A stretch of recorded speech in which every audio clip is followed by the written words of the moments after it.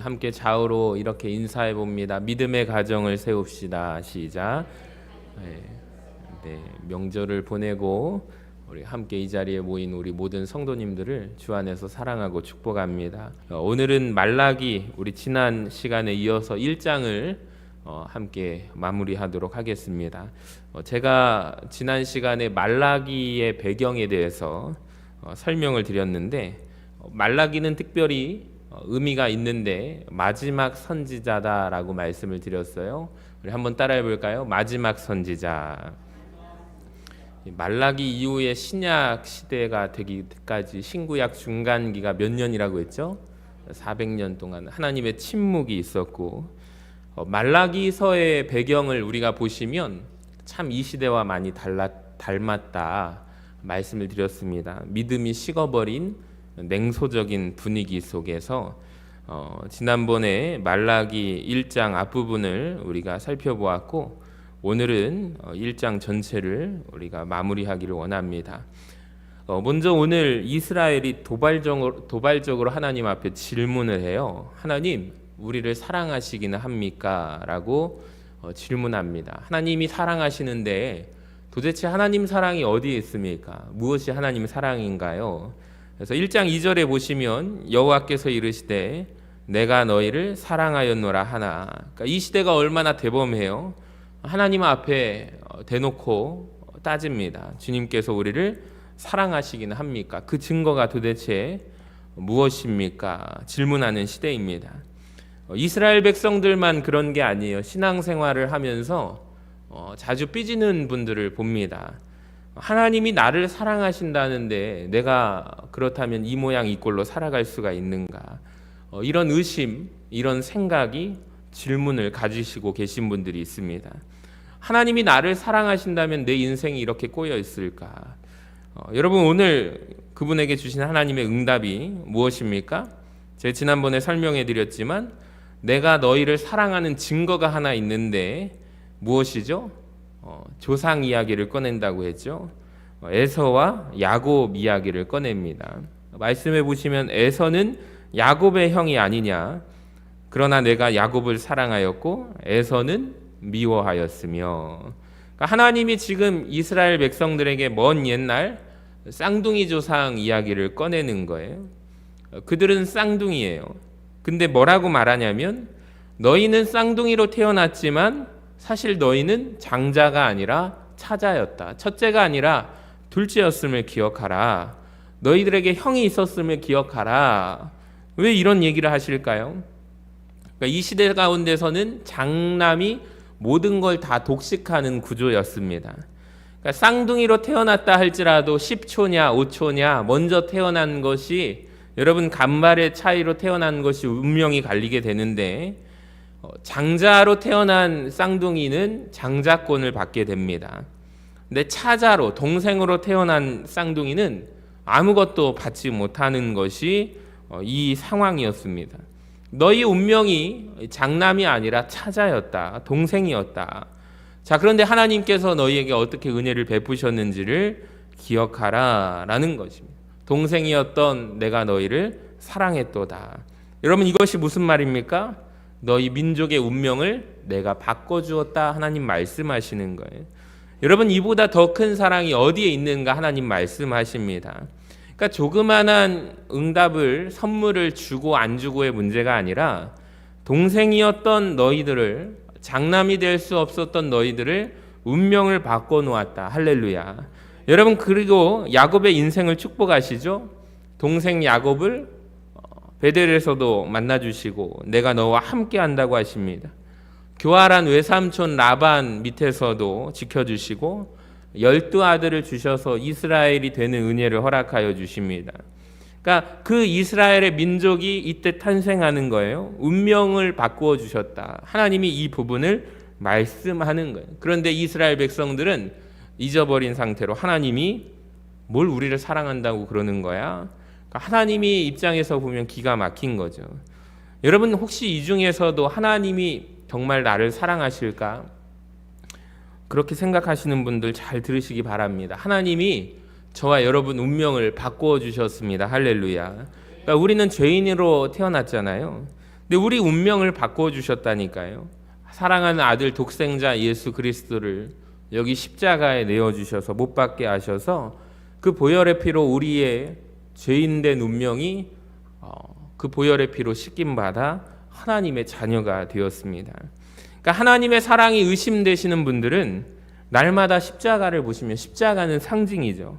하나님이 나를 얼만큼 사랑하시는지, 나는 그 사랑을 입은 자임을 십자가를 통해서 깨달으시기를 바랍니다. 자, 그리고 두 번째, 말라기를 통해서 우리가 읽을 때 의심이 됩니다. 야곱을 사랑하시는데 에서는 어떻게 하신다고요? 미워하시는 하나님. 이 부분에 우리는 참 많이 딱 걸리는 마음이 듭니다. 여러분만이 아니라 많은 사람들의 의문이에요. 이스라엘 백성들이 왜 우리를 사랑하시지 않느냐, 하나님이 우리를 사랑하는 증거가 도대체 뭐냐 하실 때 하나님께서 내가 너희를 얼마나 사랑하는지 아니? 나는 야곱을 사랑했고 에서는 미워했다 답변하신 이 부분이 걸립니다. 여러분, 근데 미워했다라는 개념을 우리가 잘 이해하셔야 되는데, 우리나라 말의 뜻의 미워하다와 구약 성경이 쓰여진 이 히브리어와 좀 차이가 있습니다. 한국인이 생각하는 미워하다는 개념과 완전히 다른데요. 한번 따라해 볼까요? 그냥 덜 사랑하다. 그러니까 의미가 완전히 다른 거예요. 다음과 같은 표현을 보시기 바랍니다. 우리 잠언 13장 한번 같이 읽어볼까요? 24절 시작. 매를 아끼는 자는 그의 자식을 미워함이라 자식을 사랑하는 자는 근실히 징계하느니라. 그러니까 이게 자식을 미워하는 거예요. 그러니까 한국식으로 우리나라 말로 싫어한다는 의미가 아니라 매를 아끼는 행동은 그의 자녀를 어떻게 한대요? 덜 사랑하는 것뿐이다. 이렇게 이해를 하셔야 됩니다. 또 창세기 29장 30절을 보시면 야곱이 또한 라헬에게로 들어갔고 그가 다시 7년 동안 라반을 섬겼더라. 레아보다 라헬을 더 사랑하여. 한글 성경이 번역하고 있잖아요. 그러니까 이것은 의역이에요. 직역이 아니라 원어 히브리어 성경에는 이렇게 안 되어 있습니다. 히브리어 원어에 보니까 레아를 미워했다라고 되어 있습니다. 그러니까 한국에서 번역할 때 레아하고 라헬이 있는데 미움받았다라고 하면 이상하니까 우리나라 번역 성경에 의역을 해서 레아를 덜 사랑했다.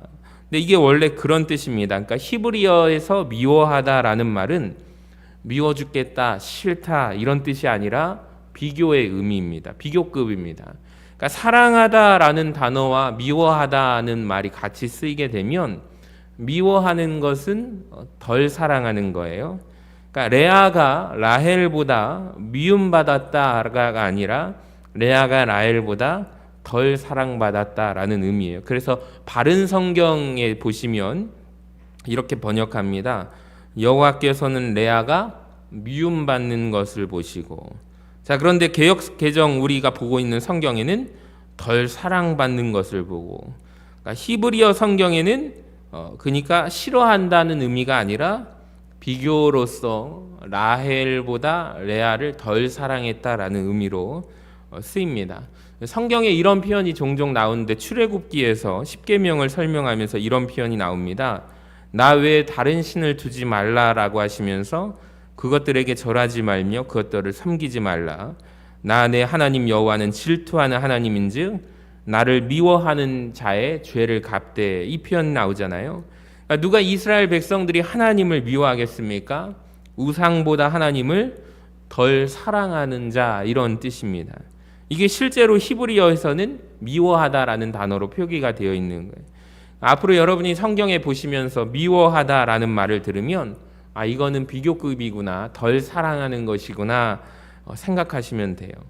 특히 이 부분이죠. 누가복음을 우리가 읽어보면 보여주시면 무릇 내게 오는 자가 자기 부모와 처자와 형제와 자매와 더욱이 자기 목숨까지 뭐하지 아니하면 미워하지 아니하면. 그러니까 이게 항상 우리가 이 말씀을 읽으면서 마음에 걸리지 않으셨나요? 왜 미워해야 되지? 왜 우리 부모를 왜 미워해야 하지? 이런 의미가 아니라 미워하다는 히브리어의 개념은 무슨 뜻이라고요? 덜 사랑하다. 이해가 되십니까? 마태복음에서는 이렇게 설명하고 있죠. 10장 37절, 아버지나 어머니를 나보다 더 사랑하는 자가 내게 합당하지 아니하며. 그러니까 이게 원어적으로 미워하다는 표현입니다. 그러니까 오늘 야곱을 사랑하였고 에서를 미워했다라는 말은 야곱만 하나님이 사랑하시기로 편애한 것이 아니라 에서는 저주하셨다라는 뜻이 아니라 하나님은 분명히 에서가 장자임에도 불구하고 오히려 누구를 더 사랑하신 거예요? 그의 동생인 야곱을 더 사랑하셨다라는 거예요. 자, 그렇다면 왜 이런 표현이 성경에 있을까요? 그러니까 성경은 이런 질문, 왜 하나님은 에서보다 야곱을 사랑하셨는가? 여러 가지로 설명하고 있거든요. 제가 세 가지의 본문을 가져왔는데 우리 주일날 2부 때 살펴본 부분과 겹치기도 하지만 우리 한 번 더 다시 보시기 바랍니다. 창세기 25장 27절에 보면 쌍둥이 에서와 야곱을 표현하고 있는데 같이 읽어볼까요? 시작. 에서는 익숙한 사냥꾼이었으므로 들 사람이 되고 야곱은 조용한 사람이었으므로 장막에 거주하니. 이런 표현이 나옵니다. 27절에 보면 같이 또 볼까요? 27절 같은 본문인가요? 27절에 보면 에서가 장자의 명분을 가볍게 여겼다는 표현이 나오고요. 그러니까 히브리어에서는 이것을 망령됐다라고 표현합니다. 34절을 한번 또 보시면은 에서가 30세의 아내를 맞이하였는데 그들이 이삭과 리브가의 마음이 어떻게 되었대요? 근심이 되었대요. 여러분, 이런 표현이 나옵니다. 그러니까 이 세 가지 본문 중에서 첫 번째 본문이 설명이 필요한데 왜 이것이 하나님께서 에서보다 야곱을 더 사랑한 이유가 될 수 있을까? 에서는 익숙한 사냥꾼이라고 했잖아요. 들 사람이 된 것이 도대체 그의 무엇이 문제일까? 그러니까 야곱은 조용한 사람이었잖아요. 어디에 거주하였대요? 장막에 거주했다는 것이 무엇이 달랐을까? 여기에 대한 설명이 보충이 필요한데 여러분, 그들이 살고 있는 땅은 따라합시다. 가나안 땅. 가나안 땅은 우상 숭배가 아주 가득한 지역이었습니다. 그러니까 에서는 틈만 나면 어디에 나가요? 밖으로 나가는 거예요. 틈만 나면 가나안 땅 돌아다닙니다. 그들의 문화에 어울려서 친구들을 사귀고 들 사람으로 살아갑니다. 근데 야곱은 잘 나가요? 안 나가요? 안 나갑니다. 그러니까 장막에 거주합니다. 근데 여기서 놀라운 사실 한 가지가 그 장막 안에는 도대체 누가 있었느냐? 아브라함이 아들 이삭을 몇 살에 낳았죠? 아주 쉽죠. 우리가 성경 퀴즈 많이 나오는데 100살에 아들을 얻게 됩니다. 그렇다면 이삭이 결혼해서 자기 자녀를 쌍둥이를 몇 살에 낳았을까요? 말씀을 한번 보여주시면 같이 한번 읽어볼까요? 리브가가 시작.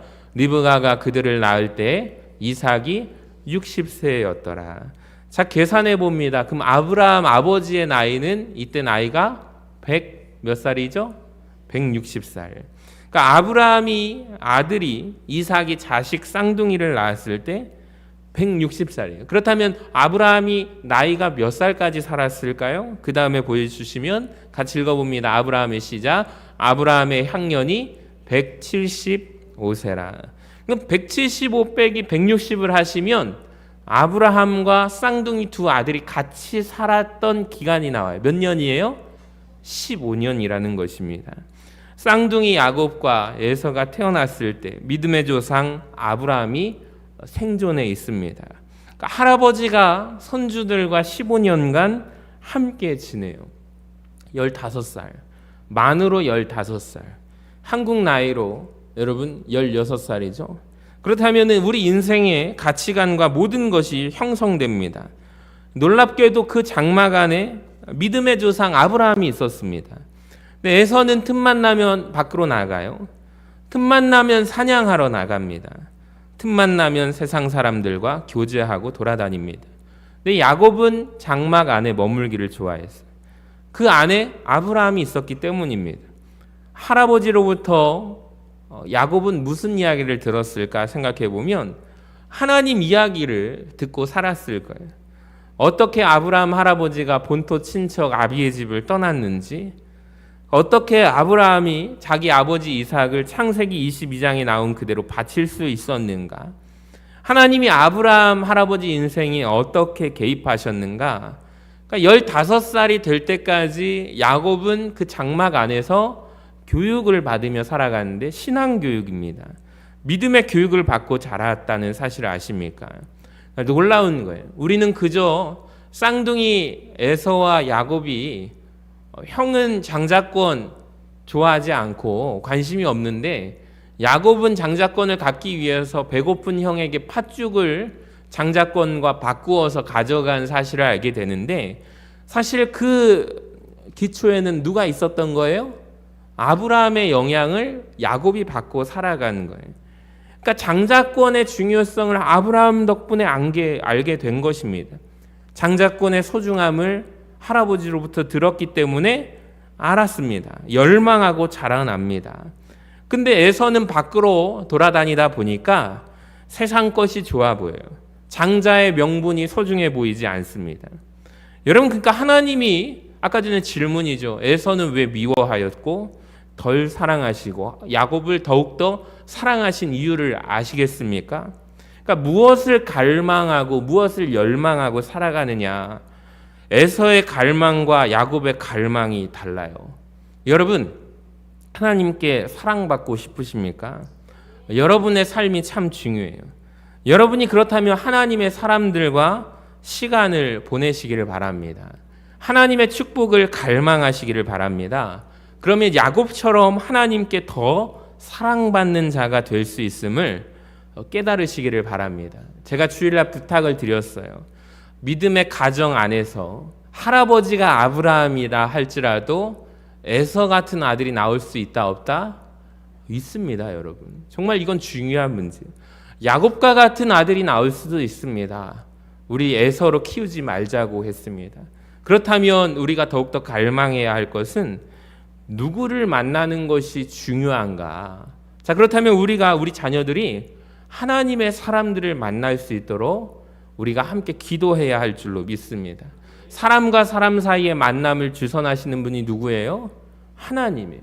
하나님께서 주선하시고 하나님께서 만나게 하신다는 것을 믿는다면 우리는 그 하나님께 우리 자녀들이 만나는 만남까지도 우리가 기도해야 할 줄로 믿습니다. 바라기는 세상 가치관에, 세상 문화에, 세상이 말하는 것에 노출시킨다면 에서같이 자라나는 것입니다.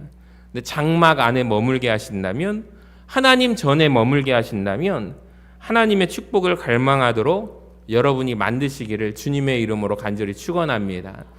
제가 사실 아버지 목사님 밑에서 이렇게 자랐지만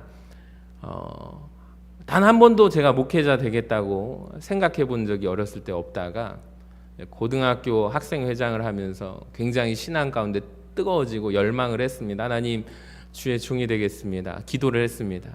근데 그 뒤로 제 마음에 어떤 감정이 올라오냐면 겁이 나는 거예요. 왜 그러냐면 여태까지 제가 제대로 뜨겁게 내 모든 걸 다해서 예배 드려본 적이 있는가, 관심을 갖고 말씀을 소망해 본 적이 있는가 돌아보니까 없는 거예요. 그러면서 내가 어떻게 주의 종이 되겠다고 했지? 라고 생각하면서 제가 그 다음부터 다짐했던 게 있어요. 모든 예배 때마다 다 참여하자. 모든 예배 때마다 내가 졸지 않고 열심히 들어보자. 할렐루야. 그래서 신학교에 가서 늘 그 열망하던 게 그거예요. 그래서 찬양단에서 싱어를 섬기기를 원했는데 저에게 기회가 주어졌어요. 그래서 그걸 하려면은 점심도 안 먹고 신학생 때에 교육부서 끝나자마자 그때는 다 이제 앰프 창고에서 다 가지고 나서 꺼내가지고 설치하는데 30분이 걸리는 거예요. 누군가 그 역할을 해야 되는데 제가 그걸 하겠습니다 해가지고 다 꺼내서 설치하고 얼마나 기뻤는지 모릅니다. 그 찬양 한 소절 제가 부르는 걸 너무 기뻐해가지고 하나님이 나를 이렇게 써주시니 감사합니다. 늘 하나님 주의 일에 대해서 내가 교회에 와 있는 이 자리 순간 하나님 앞에 감사하는 거예요. 전 실제로 그럽니다. 신학교 때 제가 4년 동안 섬겼던 신사동교회에서 제 책상 의자가 있었을까요? 없었을까요? 없어요. 제 자리는 어디냐면 A4 용지 박스 쌓아놓는 그 자리, 복사기 옆에 자리. 거기 앉아있다가 하루 종일 대기하다가 저녁에 토요일 날 밤 10시에 지하철 끊기면 때론 찜질방에서 자기도 하고, 그런데도 아침에 제일 먼저 교회 문 여는 것이 제 역할이었어요. 너무 행복했어요. 그렇게 하나님 주의 일에 쓰임 받는 것에 늘 감사하고 기뻐하고 교회 올 때마다 늘 설레이고 그런 마음이 있습니다. 저는 바라기는 우리 교회에 우리 야곱과 같이 자라나는 하나님 자녀들이 주의 장막에 하나님의 전에 올 때마다 이런 기쁨과 가슴 설레임이 우리 있었으면 좋겠습니다. 우리 성도님들도 그 마음을 갖게 되시기를 간절히 소망합니다.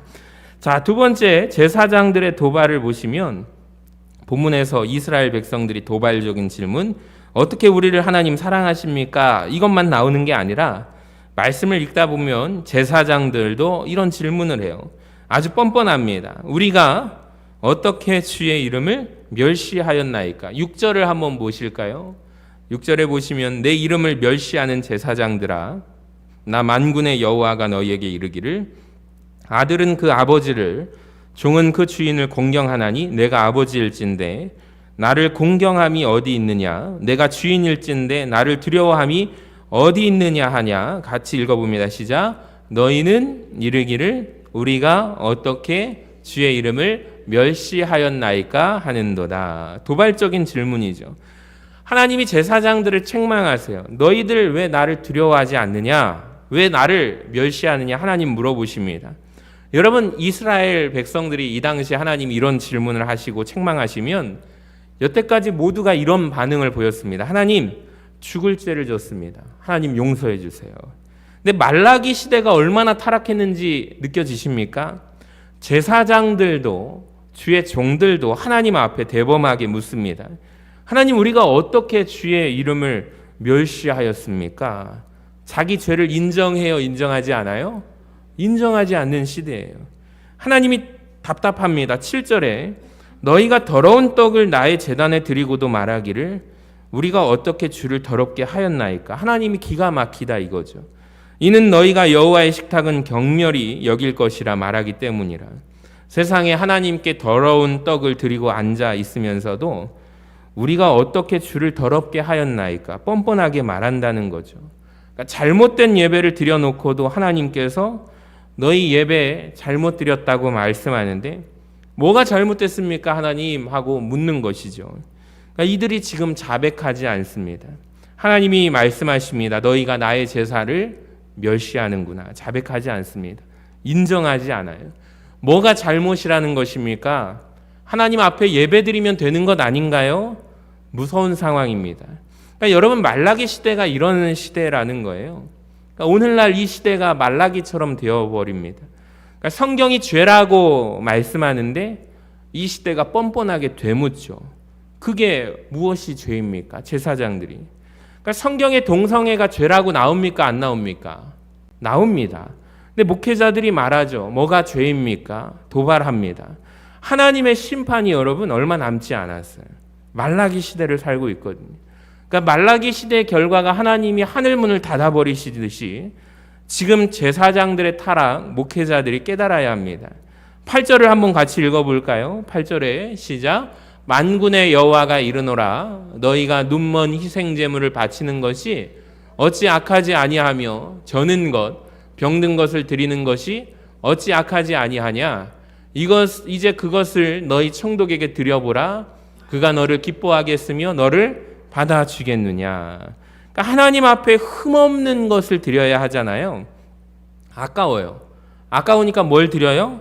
저는 것, 병든 것을 드려요. 그러니까 하나님이 오죽하면 너희 총독에게 그걸 드려봐라. 총독이 그걸 받겠느냐.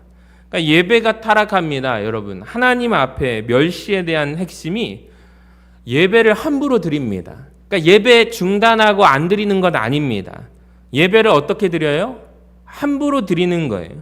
특별히 제물이 타락합니다. 여러분, 하나님 앞에 드리는 제물의 상태와 그 제물을 드리는 사람의 영혼의 상태가 비슷하다는 것을 아십니까? 그러니까 다시 말씀드립니다. 하나님께 드리는 제물의 상태와 그 제물을 드리는 사람의 영혼의 상태가 비슷해요.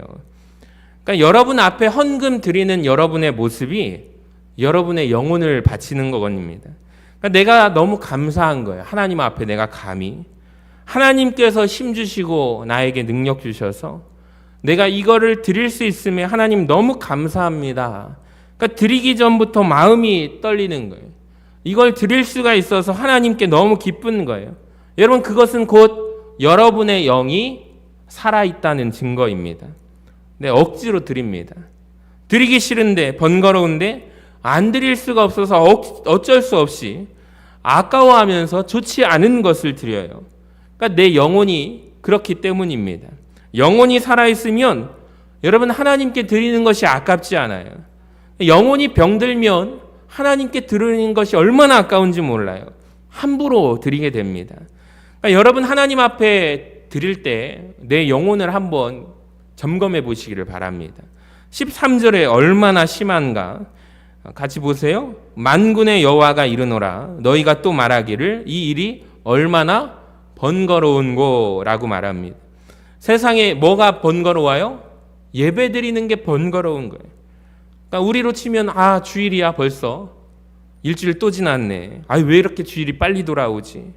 그러니까 여러분, 우리 가운데 그런 성도님들 없기를 바랍니다. 또 예배를 드려야 돼. 얼마나 번거로워요. 코웃음 치고 아까우니까 훔친 물건, 저는 것, 병든 것 이런 것들을 봉헌물이라고 가져오니 내가 그것을 받겠느냐라는 질문이 인색하게 억지로 마지못해서 번거로운 일인 양 마음은 없고 껍데기만 남은 형식적인 억지로 드리는 예배, 이 예배를 하나님이 받지 않으신다 말씀합니다. 여러분 보세요. 성전이 재건됐습니다. 예배는 무너져 있습니다. 10절에 이것을 일컬어서 한마디로 헛된 예배다라고 말합니다. 여러분, 헛된 예배, 우리 교회가 경계해야 할 예배는 헛된 예배인 줄로 믿습니다. 그러니까 헛된 예배의 핵심에 그 가운데 뭐가 있냐면 하나님에 대한 경멸함이 있는 거죠. 그러니까 6절을 보세요. 나를 경외함이, 공경함이 어디에 있느냐. 여러분, 우리가 하나님을 두렵고 떨리는 마음으로 예배하기를 원합니다. 그러니까 오늘 왜 하나님을 공경하지 않느냐, 이 문맥상 살펴보니까 이들이 가지고 있는 마음에 오직 한 가지가 있는데, 하나님을 어떻게 이해해요? 크신 하나님, 만왕의 왕이신 하나님으로 고백하지 않아요. 작은 존재라고 인식합니다. 하나님을 하찮은 존재로 경멸합니다. 그래서 하나님이 계속해서 이 이야기를 하시죠. 5절을 보면 여호와께서는 이스라엘 지역 밖에서도 크신 분이시다. 11절 나는 해 뜨는 곳에서부터 해 지는 곳까지 이방 민족 중에서 내 이름이 크게 될 것이다. 할렐루야. 그러니까 이방 민족 중에서도 내 이름은 크게 높임 받을 것이다. 나는 큰 임금이라. 여러분, 이방 민족 중에서 내 이름은 크게 높임 받을 것이다. 그러니까 이들의 잘못된 예배의 핵심에 뭐가 있냐면 하나님이 얼마나 크신 분이신지를 모르는 거예요. 하나님을 두려워하지 않습니다. 여러분, 잘못된 예배의 핵심에 하나님에 대한 오해가 있다는 것을 아십니까? 하나님은 크신 하나님이신데 우리가 하나님이 어떤 분이신지를 올바르게 알고 예배 드리기를 원합니다. 여러분, 하나님은 한 번에 파악되지 않으시는 하나님이에요. 큰 존재는 한 번에 파악될 수 없습니다. 그런데 교만하게 우리는 말하죠. 하나님에 대해서 내가 다 알아. 내가 신앙생활 해봤어. 나는 하나님을 떠났어. 라고 말하는 사람들이 많습니다. 그건 아니라는 거예요. 그러니까 우리 삶에서 가장 무서운 말은 무엇이냐? 크신 하나님을 내가 작게 만들고 작게 인지하는 거예요. 그 하나님이 얼마나 크고 위대하신 분인데 겨우 내 작은 소원 하나 안 들어줬다고 그 하나님 없다고 말하는 것, 어마무시한 교만입니다.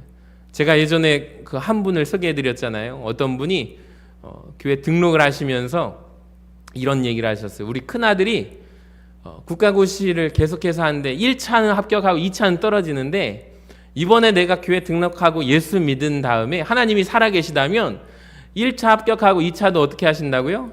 붙게 해주실 줄로 믿는다고 하면서 교회 등록하니까 저를 비롯해서 목사님, 권사님들이 큰일 난 거예요. 그때부터 기도하기 시작했어요. 하나님, 저 집안의 아들 2차 시험 어떻게 하게 해주세요? 붙게 해주세요. 얼마나 기도했는지 모릅니다. 해서 드디어 당일 합격 발표일이 왔습니다. 1차 통과됐습니다. 할렐루야. 2차 어떻게 됐을까요? 붙었을까요? 떨어졌을까요? 떨어졌어요. 떨어져가지고 교회를 안 나오기 시작하는데 그때부터 얼마나 제 마음이 아프던지, 제가 새가족 담당이었거든요. 찾아가고 문전박대를 당해요. 하나님, 당신네 하나님은 살아계신다 안 살아계신다? 안 살아계신다는 거예요. 제가 할 말이 있어야죠. 터벅터벅 돌아오는데 어떤 생각이 들었냐면, 차라리 잘 됐다. 저분은 합격시켜줘가지고 신앙생활 하더라도 나중에 뭔가 자기에게 안 맞으면 하나님은 살아계시지 않는 분이라고 하실 분 아닐까, 그런 생각이 들었어요.